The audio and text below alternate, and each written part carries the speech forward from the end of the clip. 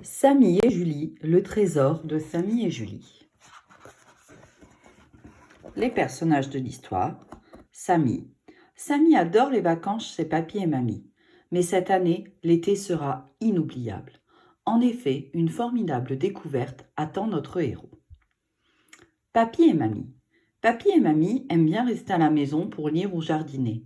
Mais ils sont aussi trop forts pour trouver la solution à tous les problèmes qui se posent quand on se met à la recherche d'un trésor oublié. Julie. Julie est une championne pour résoudre les énigmes en tout genre. Mais quel est ce mystérieux objet découvert dans le grenier chez papy et mamie? Cette fois, ce ne sera pas si facile. Robert Goriot. Robert Goriot est un numismate. Mais c'est quoi un numismate? Pour le savoir et pour découvrir bien d'autres choses encore, plonge-toi dans la lecture passionnante du trésor de Samy et Julie. Chapitre 1. Une cabane, quelle bonne idée. C'est l'été et, comme tous les ans, Samy et Julie passent une partie de leurs grandes vacances au grand air chez papy et mamie. Mais aujourd'hui, ils ne savent pas comment s'occuper. « Je ne sais pas quoi faire, » se plaint Samy. « Je m'ennuie. »« Tu veux jouer au Monopoly ?» propose Julie. « Pas question, » rétorque Samy. « Tu vas encore gagner, tu as trop de chance. » Papy, qui rentre tout guilleré de son potager, suggère. « Sortez prendre l'air, les enfants. Il fait une douceur exquise dans le jardin. »« J'ai une idée, » s'exclame Julie. « On pourrait construire une cabane. J'ai lu dans mon cahier de vacances, réviser et s'amuser. Comment faire? Ça a l'air fastoche. » Samy, aussitôt convaincu, saute sur ses pieds. Et le temps d'enfiler leurs sandales, voilà nos deux héros partis construire la cabane de leurs rêves. « Allons-y, » lance Julie. « D'abord, il nous faut des bâtons pour faire les murs. » Ça tombe bien, des bâtons, il y en a à profusion.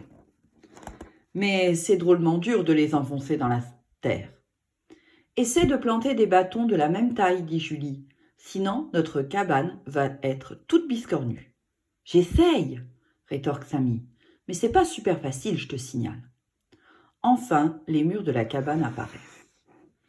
Mais pour le toit, les bâtons ne suffisent pas. Les enfants filent retrouver mamie pour lui demander de l'aide. « Mamie, tu n'aurais pas de grand tissu à nous donner pour faire un toit à notre cabane, s'il te plaît ?» s'enquiert Julie. « Regardez au grenier, il doit y avoir de vieux draps dans une malle. Ils sont à vous, si vous les trouvez. »« Merci, mamie !» s'exclament Samy et Julie en s'élançant dans l'escalier. Arrivés dans le grenier éclairé par de malheureuses petites lucarnes et une ampoule tremblotante, les enfants découvrent tout un bric-à-brac de vieux meubles, en plus ou moins bon état. « Brrr !» frissonne Samy. « Tu crois qu'il y a des chauves-souris ici ?»« Sois pas trouillard !» réplique Julie. « Bon, elle est où cette malle ? Ah, ça doit être ça, regarde. » Samy et Julie s'approchent d'un énorme coffre ancien, dont la serrure n'est heureusement pas verrouillée. « Oh, hiss !» Ils ne sont pas trop de deux pour soulever le couvercle. Enfin, le coffre s'ouvre en grand, laissant apparaître un fouillis incroyable. Julie se met à sortir pêle-mêle tout ce qu'il contient. Bing!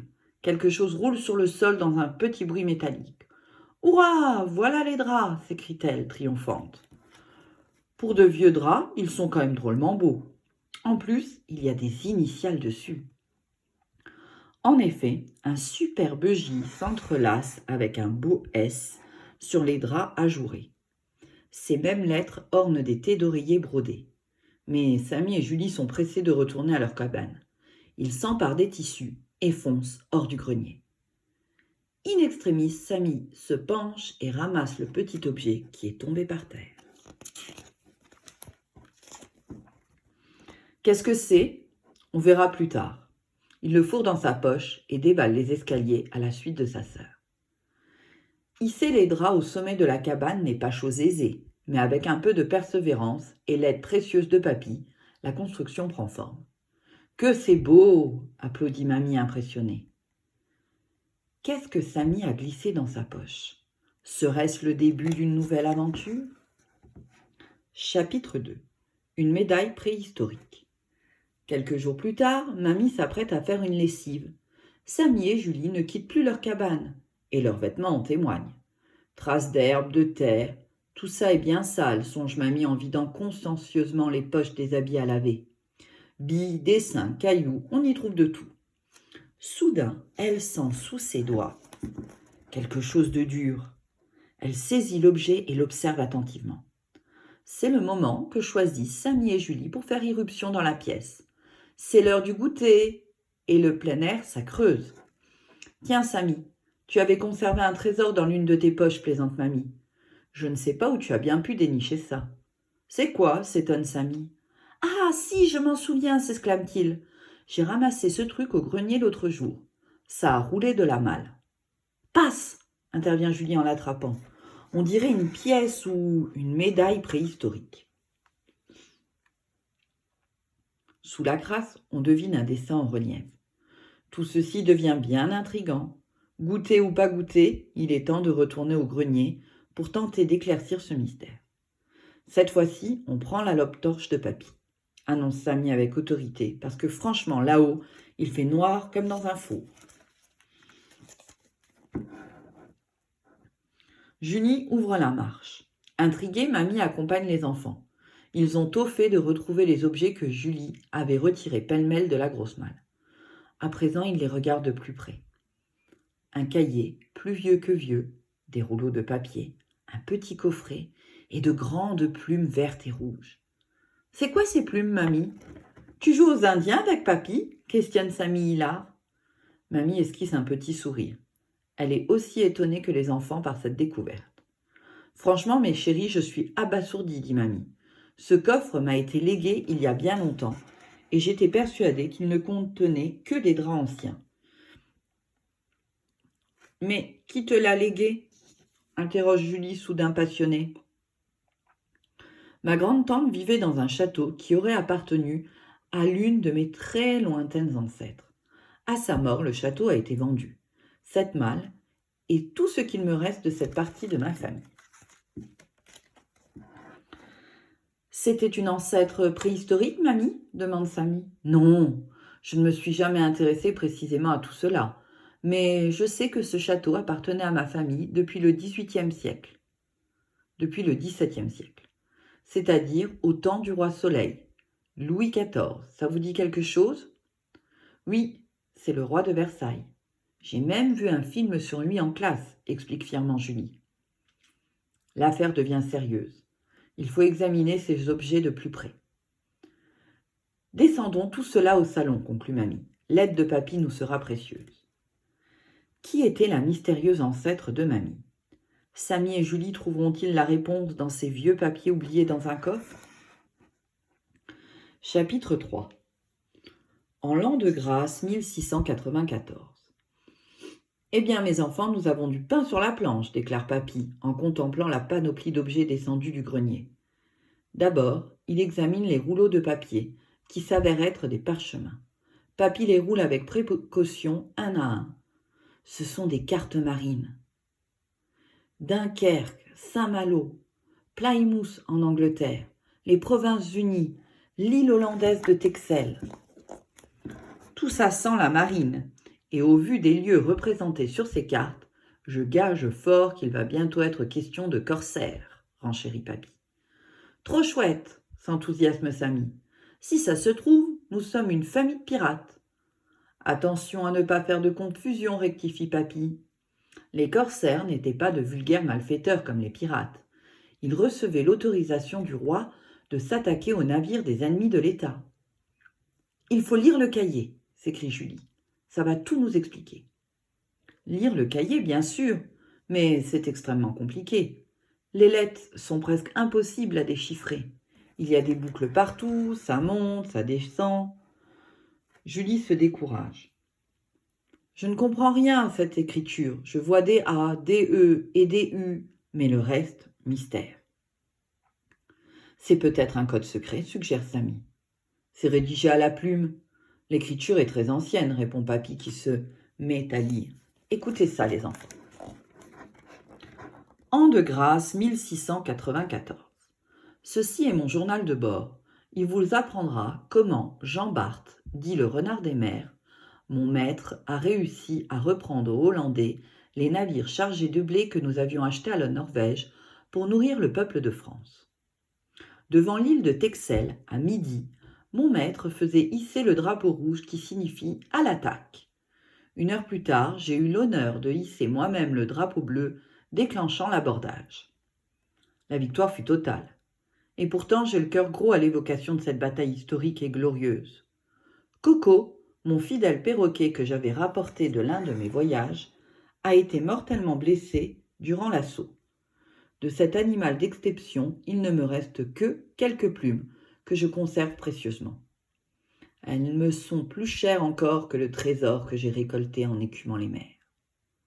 Juliette de Saganesque, corsaire de sa très gracieuse majesté Louis de France.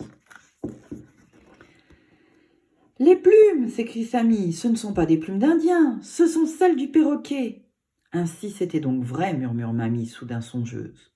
Mon grand-père aimait raconter que le château de ma grande-tante avait été acquis par une lointaine ancêtre corsaire, venue y chercher le repos après avoir parcouru toutes les mers du globe. J'ai toujours pensé qu'il avait inventé cette histoire pour nous amuser, mes cousins et moi. Et le trésor, ton grand-père t'en avait parlé aussi, mamie ? S'enquiert Julie. Non, ma chérie, mais la réponse est peut-être dans ce journal. Mamie se plonge avec intérêt dans la suite du récit. Samy et Julie continuent d'inspecter leurs trouvailles. À part la médaille noircie, il ne reste que le coffret, joliment ouvragé, dont la serrure demeure, hélas, obstinément fermée. « Ne risquons pas de l'abîmer, déclare Papy. Mieux vaut le confier à un serrurier. En attendant, la lecture du journal de votre aïeul va prendre du temps. Je vous conseille de retourner jouer. D'ailleurs, avez-vous remarqué que le toit de votre cabane porte désormais les initiales de cette grande aventurière, J et S. Ah oui, sur le drap, dit Julie. Oui. Enfin, J et S, c'est plutôt Samy et Julie, corrige Samy avec malice. Quelle incroyable découverte. Une femme corsaire dans la famille. Mais qu'en est-il du trésor? Existe-t-il toujours? Chapitre 4. Paroles de corsaire. Alors que Samy et Julie sont retournés à leur cabane, Mamie dévore le journal de Juliette. Page après page, elle vogue vers des rivages féeriques. À Madagascar, l'air embaume la vanille. Aux Caraïbes, le sable est blanc et l'eau turquoise. Mais soudain, c'est l'assaut. L'abordage sabre au clair pour une cargaison de sucre, d'or ou d'épices. Les cris, le sang, la fureur. Mamie est d'ailleurs envoûtée. Quand elle reprend ses esprits, elle n'a plus qu'une idée en tête. Tout savoir sur son aïeul. Une femme corsaire, ça ne devait pas exister sur beaucoup de navires. Tu as raison, ma chérie, lui dit Papy. Nous devrions retrouver sa trace dans les nombreux ouvrages historiques consacrés à Jean Bart. Mamie s'exalte. Et je suis sûre que si Juliette a possédé un trésor, c'est parce qu'elle a vécu une grande passion avec un Maharaja indien. Elle fait le récit de leur rencontre, c'est simplement fabuleux. Tu dis ça parce que tu es romantique, mamie, intervient Julie qui rentre du jardin avec Samy. Les livres d'histoire, c'est chouette, renchérit ce dernier. Mais j'ai une autre idée. Tu crois que nous pourrions faire un tour au château de ta grande-tante? Peut-être que là-bas, il reste des traces de Juliette et de son trésor. Oh oui, super idée, s'exclame Julie. S'il vous plaît, mes grands-parents chéris, dites oui. Papy et mamie échangent un regard. Après tout, ce n'est pas tous les jours qu'on fait une découverte pareille. Et ça tombe bien. Mamie met toujours de côté la carte de vœux que les actuels propriétaires du château ne manquent pas de lui envoyer chaque année. Ce sont des gens charmants, dit-elle. Je suis sûre qu'ils seront ravis de nous recevoir. Mamie avait raison. Dès le lendemain matin, la petite troupe s'élance, le cœur battant vers Fleurville. Une fois la grille du parc franchie, les tourelles du château apparaissent. « Soyez les bienvenus !» s'exclame du haut du perron un vieux monsieur aux moustaches impressionnantes. « Je suis Aristide, vicomte de Fleurville, et voici mon épouse Aglaé. » En pénétrant dans le hall, Samy et Julie sont saisis d'admiration. Une collection de sabres de longue vue et de sextants orne une immense bibliothèque. Sur une table imposante trône un globe terrestre ancien. Mais nos amis ne sont pas au bout de leur surprise. Dans le salon, ils tombent nez à nez avec un tigre empaillé. Mamie sursaute. « Oh, un tigre! On le croirait prêt à bondir !» « Cadeau du Maharaja de Jaipur à la belle Juliette », précise le vicomte. Notre famille se passionne pour l'illustre habitante qui nous a précédés en ces lieux. « Regardez, la voici », ajoute Aglaé en désignant le portrait d'une magnifique jeune femme en sari brodé. « J'avais raison, murmure Mamie à l'oreille de Papy. Et alors que Samy regarde un compas de navigation, Julie l'appelle à voix basse. « Psst, Samy, observe bien ce coffret. »« Ah, vous admirez la cassette au trésor de ma grand-mère, » intervient le vicomte. « Vous avez du goût, elle est ravissante. Hélas, le trésor est dilapidé depuis longtemps. »« Papy, vite, il faut rentrer, » s'exclame Julie. « Ce coffret est exactement le même que le nôtre. » Samy et Julie n'en croient pas leurs yeux. Et si leur cassette contenait, elle aussi, un véritable trésor. Chapitre 5. Trésor mon œil. De retour à la maison, Papy s'est emparé de la cassette pour la faire ouvrir par un serrurier. En attendant, Julie a décidé d'en avoir le cœur net. Elle va nettoyer la mystérieuse médaille. En la regardant de plus près, il lui semble qu'elle brille sous la couche noirâtre qui la recouvre. « Mamie, comment pourrais-je faire pour la nettoyer ?» demande-t-elle. « D'abord, tu vas la laisser tremper dans de l'eau chaude avec du vinaigre blanc. » Aussitôt dit, aussitôt fait. Puis Julie attend, les yeux rivés sur sa pièce. Samy, lui, perd patience. « Trésor, mon œil, c'est juste un jeton tout noir. Je ne vais pas passer ma journée à contempler un saladier. » Et il file rejoindre la cabane. Pourtant, au bout d'un moment, l'eau semble se troubler et de minces lambeaux de terre se détachent de la pièce. C'est alors que Mamie a une idée géniale. Elle apporte à Julie une vieille brosse à dents. Et Julie se met à brosser. Tout à coup, ça commence à briller. « Mamie, viens voir, vite !» s'écrie-t-elle soudain. « Ça brille, on dirait de l'or !» Mamie elle-même est stupéfaite. Julie redouble d'efforts. Puis Mamie lustre la pièce. Toutes deux contemplent le résultat. Elles ont sous les yeux une pièce dorée qui brille de mille feux. « Eh bien, le voilà ton trésor, ma chérie, » dit Mamie. « Un trésor ou ça ?» demande Samy qui a fini par s'ennuyer tout seul dans la cabane. « Devant tes yeux, cher ami, » s'exclame Julie. « Alors, qui avait raison, hein ?»« C'est toi, » répond son frère un peu penaud. Les enfants commencent à ausculter la pièce. On distingue le visage d'un gros bonhomme. Là, on dirait des croix. Mais il y a des lettres aussi, et même des mots. Comme l'autre jour, soupire Julie, impossible de lire ce charabia. Déo, Rex, déchiffre Samy. C'est peut-être un code secret. Encore un code secret? Ça m'étonnerait, rétorque Julie. De toute façon, on s'en fiche. On n'a qu'à aller s'acheter des choses avec notre pièce. Et puis voilà. Tut, intervient Mamie. Attendons que Papy revienne de sa course en ville pour décider ce qu'il convient de faire. Mais Samy et Julie sont bien trop excités à attendre. Cette dernière chuchote à son frère. Et si on allait mener un peu l'enquête nous-mêmes? Quelle idée Julie a-t-elle derrière la tête? Où cette histoire va-t-elle mener nos enquêteurs en herbe? Chapitre 6. C'est du chinois. Alors que leur grand-mère s'est replongée dans la lecture de son livre « Fantastique aventure des corsaires du roi Soleil », Samy et Julie lui lancent d'un air détaché. « Mamie, on va faire un tour. »« Bien, bien, » répond Mamie sans quitter son ouvrage des yeux. « On prend les vélos, » ajoute Samy innocemment. Mamie marmonne un « D'accord », distrait, tandis que nos héros filent sans demander leur reste. « Tu sais comment aller au commissariat ?» s'enquiert Samy une fois dehors. « Oui, il est à côté de la librairie où nous allons parfois avec Papy. »« Et de toute façon, j'ai tout préparé », ajoute fièrement Julie. Sous le regard admiratif de son petit frère, elle déballe le contenu de son sac à dos. Un plan du centre-ville, emprunté sur les étagères de Papy et Mamie, la mystérieuse pièce, bien rangée dans son porte-monnaie lapin, et même des gâteaux au cas où. « Chouette, allons-y » s'enthousiasme Samy. Les deux enfants enfouchent leur vélo. L'après-midi est chaud et le soleil tape sur la route goudronnée qui serpente entre les champs. Samy regrette d'avoir oublié sa casquette, mais Julie est pressée d'arriver.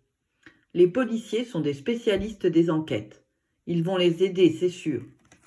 Arrivés devant le commissariat, Samy et Julie garent leur vélo sous l'œil attentif d'un policier et avancent timidement vers l'accueil. « Vous êtes perdus, les enfants ?» demande un agent un peu bourru. « Pas du tout, » répond Julie. « C'est pour un trésor qu'on a trouvé dans notre grenier, dans une malle de notre ancêtre pirate. »« Pas pirate, » rectifie Samy, « corsaire. On voudrait que vous nous disiez ce qu'est cette pièce exactement, » ajoute Julie sans se laisser démonter. Éberlué, le policier dévisage Samy et Julie et appelle un de ses collègues à la rescousse. « Il y a un code secret sur cette pièce, poursuit Samy. Comme vous êtes de la police, vous devriez pouvoir le déchiffrer et nous dire ce que ça signifie. » Devant la mine de plus en plus ahurie du policier, Julie lui fait un énorme sourire. Il ne faudrait pas qu'il pense qu'il s'agit d'une mauvaise plaisanterie. « Alors là, mon petit bonhomme, dit le policier, ton code secret pour moi, c'est du chinois. » Il tend la pièce à son collègue, qui l'examine à son tour. « Laissez-moi réfléchir, commence le policier. Rex, oui, je sais, votre prétendu code secret, ce n'est pas du chinois, mais du latin. Rex, ça veut dire roi. Mais vous savez, notre métier n'est pas de déchiffrer des inscriptions latines. Vous n'avez pas frappé à la bonne porte, mes petits gaillards. Qui va pouvoir nous aider alors ? S'interroge Samy un peu dépité. Un spécialiste des monnaies anciennes sera plus à même que nous d'identifier votre pièce, les enfants. Demandez à vos parents de contacter un numismate. Samy et Julie remercient les policiers et prennent le chemin du retour un peu déconcertés. Des inscriptions en latin, un numis quoi ? Cette affaire est décidément bien compliquée. Cependant, de retour chez Papy et Mamie, une surprise les y attend. Papy leur fait signe depuis le pas de la porte, un grand sourire aux lèvres. « Venez vite, les enfants, le serrurier a réussi à ouvrir le coffret. » Que pouvait bien contenir le coffret ? Pourquoi Papy a-t-il l'air si réjoui ? Chapitre 7. Un numisquois. Samy et Julie se précipitent dans la maison et découvrent le coffret, ouvert, sur la table de la salle à manger. À l'intérieur se trouvent 5 pièces identiques à la première. Toutes deux restent bouche bée. Nous avons vraiment découvert le trésor de Juliette de Saganesque, souffle Julie. Papy, il faut aller voir un numismate, s'écrie Samy. Julie a nettoyé la première pièce et c'est un vrai trésor en or. Oh, mais je vois que l'enquête progresse, répond Papy, et que vous devenez très savant. Eh bien, ça tombe bien.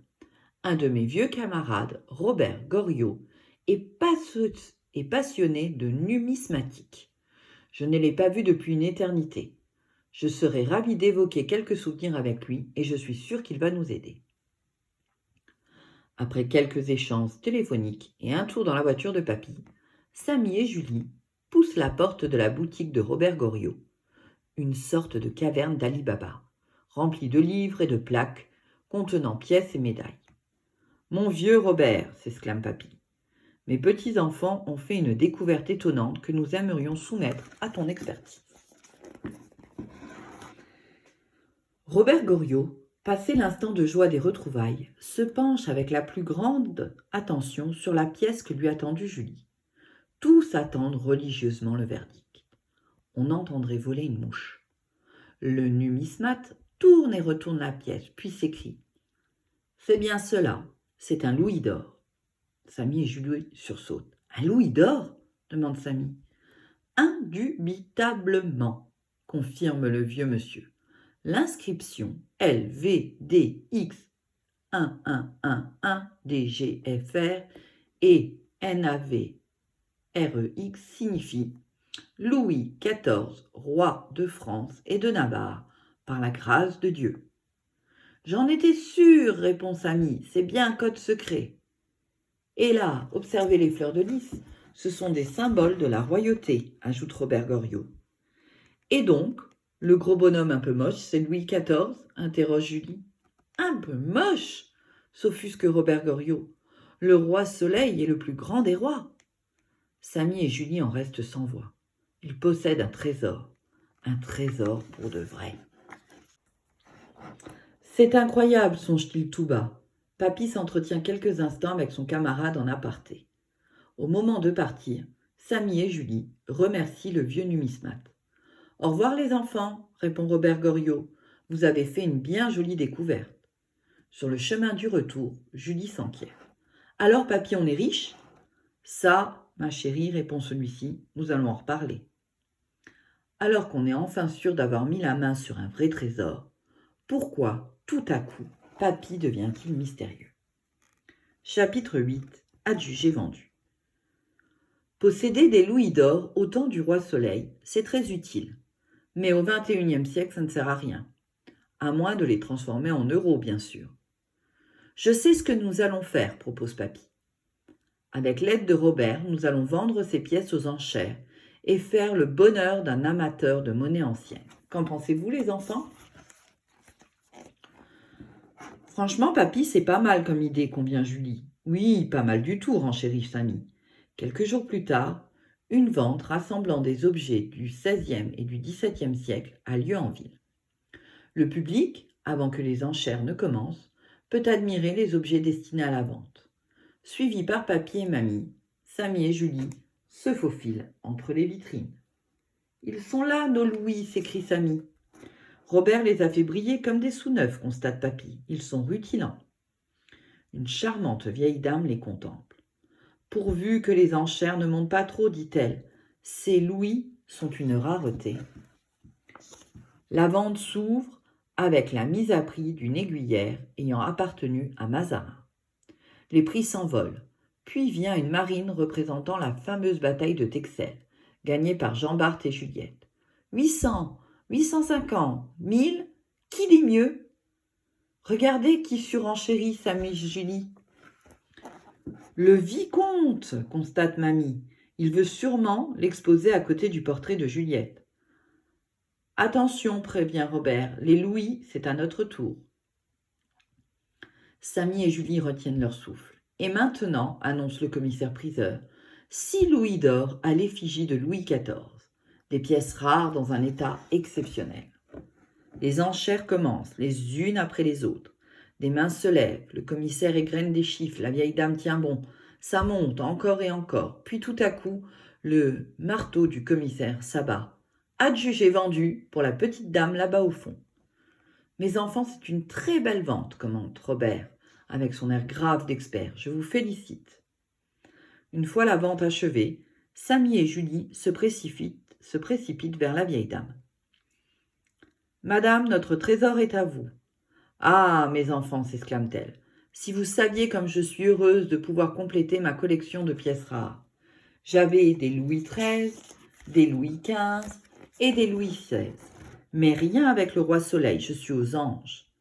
À ce moment-là, armé de son appareil photo, un journaliste du Courrier normand s'élance vers nos amis. Montrez bien les pièces, madame. Souriez, les enfants. Parfait.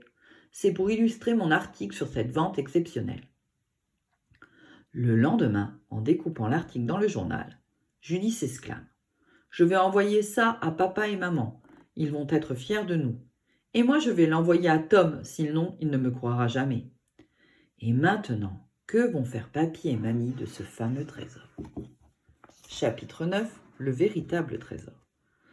Le soir, mamie a cuisiné le plat préféré de Samy pour célébrer la fin de cette aventure incroyable, du poulet avec des frites.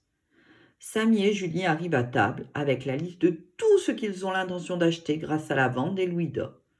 Julie énumère. Un vélo de course, un arc et des flèches, une moto téléguidée, un kart, un téléphone, des baskets neuves. Ça, c'est pour Samy, précise-t-elle. Une tablette, un téléphone, une trousse de maquillage, une doudoune rose, des barrettes à paillettes et un micro de karaoké. C'est pas tout, s'insurge son frère, tu oublies le trampoline. Ah, je me disais aussi que ce n'était pas beaucoup, déclare papy avec malice. Même si je suis certain que vous feriez bon usage de tous ces objets, nous avions d'autres projets avec mamie. La fourchette en suspens, nos deux héros ne mangent plus ni leur poulet ni leurs frites. alors qu'il y a une minute encore, il mourait de faim. Nous venons de vivre une aventure extraordinaire, reprend Papy. Ça, c'est sûr, conviennent Samy et Julie d'une seule voix. Il me semble que cela vaut plus que des jouets, vous ne pensez pas? Alors, voilà ce que nous vous proposons. Il y avait 6 louis d'or. Avec Emma, son petit frère, et vous deux, nous avons 4 petits-enfants. Nous souhaitons placer la somme équivalente à la vente d'un louis sur un compte pour chacun, que vous toucherez à votre majorité. Oui, mais il reste 2 louis, fait remarquer Julie. Absolument, dit Mamie. Nous pensions que vous pourriez nous aider à trouver une bonne manière de partager un peu la chance que nous avons eue. Samy et Julie n'y avaient pas songé, mais franchement, c'est une idée trop belle que Papy et Mamie ont eue là. Je sais, dit Samy. J'ai un copain dans ma classe qui n'a jamais vu la mer. Il passe toutes ses vacances dans son appartement avec ses frères et sœurs. Quand on se raconte nos vacances, il a toujours l'air tout triste. Tu as raison, s'écrie Julie. Nous devrions faire quelque chose pour l'aider. C'est décidé alors, reprend Papy. Nous allons donner de l'argent à une association qui emmène les enfants comme ton copain en vacances. Mes chéris, ajoute Mamie les larmes aux yeux, vous avez peut-être trouvé un trésor, mais le plus beau des trésors, c'est vous. Un peu d'histoire. Les corsaires. Connais-tu Jean Bart, le célèbre corsaire? C'était Samy et Julie CE2, le trésor de Samy et Julie.